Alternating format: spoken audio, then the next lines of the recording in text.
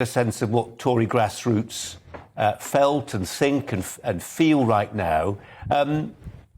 Does he have a future at all? Well, I think there's clearly a lot of people in the party who think that his time is basically up.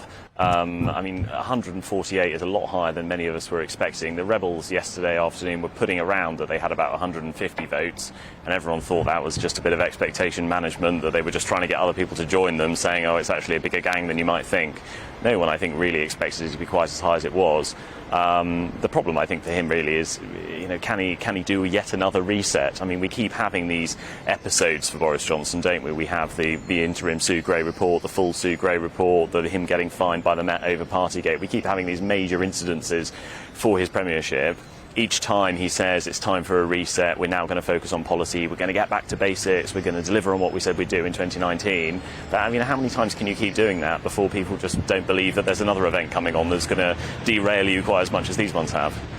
Is there not a slate of policies, though, Tony, which would be sufficiently eye-catching? Retail policies. I mean, just thinking, I was going to say outside the box, I don't want to use that phrase. Thinking imaginatively about policies that would really get people going. He could really take a chunk out of fuel tax, for instance, so that when people are filling up on the forecourts, as they see their bills come down, they think of the Prime Minister's intervention. He could, let's say, it wouldn't be popular in certain parts of his own party, wouldn't be popular with Theresa May, but he could look at that £13 billion foreign aid bill, large swathes of which go to regimes that actually end up propping up leaderships that actually smile, for instance, on the Putin regime and say, actually, a temporary cut, we're going to make it permanent and we're going to make it pretty much the whole thing. There are things he could do.